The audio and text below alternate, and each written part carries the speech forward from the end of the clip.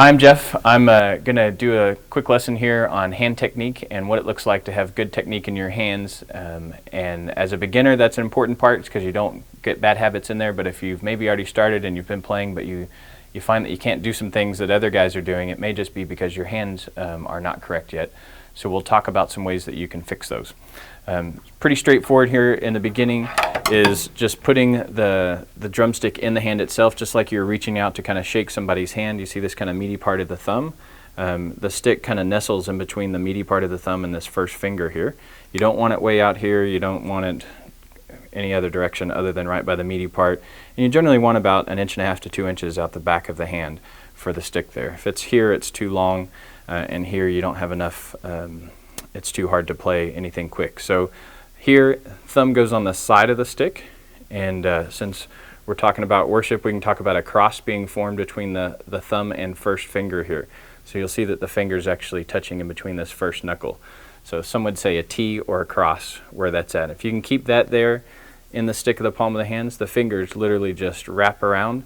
If they can touch the palm of the hand, great. If your fingers aren't long enough to do that or your sticks are too big, they're just sitting here relaxed is the real key. Notice the stick out the bottom. And as far as approaching the drum itself, you want your wrist to be straight. And I talk a lot about playing basketball. You want to act like you're actually bouncing a basketball with your wrist when you're playing this. So it shouldn't be turned over sideways like this. We're going to look for a matched grip between the left hand and the right hand.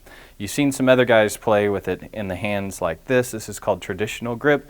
And it worked really well when you had to have the drum sit on your leg and move around with it and march around, but it's not necessarily required anymore.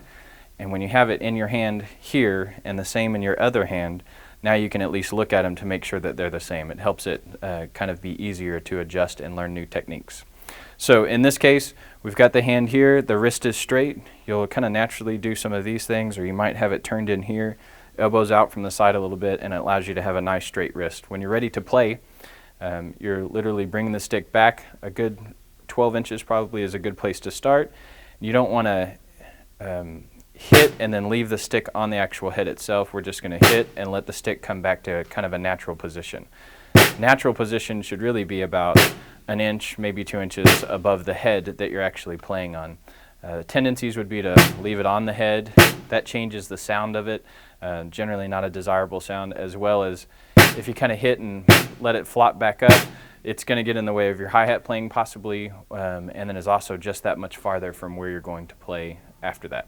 So in review, fingers, thumb on the meaty part, thumb on the side, make a cross, fingers wrap around, keep the wrist straight, bring it down to the drum, and we're playing. So a good exercise to practice this would be an exercise called 8 on a hand, where you'd actually do this 8 times on each hand.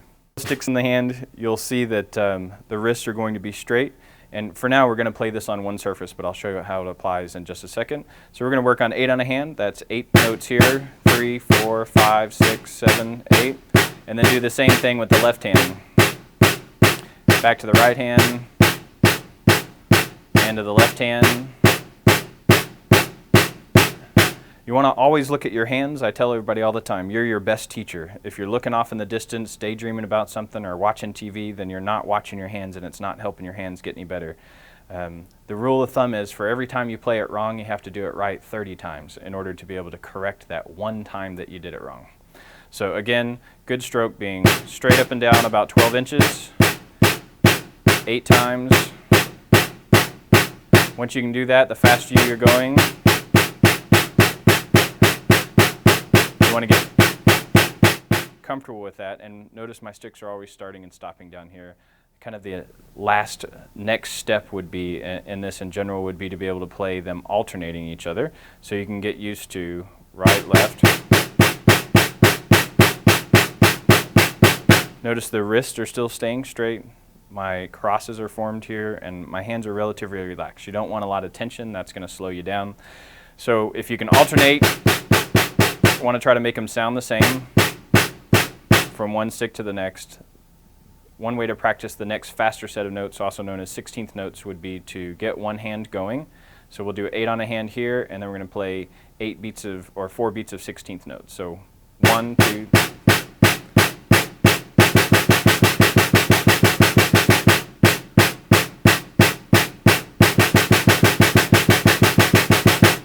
And the key being, notice that the right hand is playing the same thing the whole time.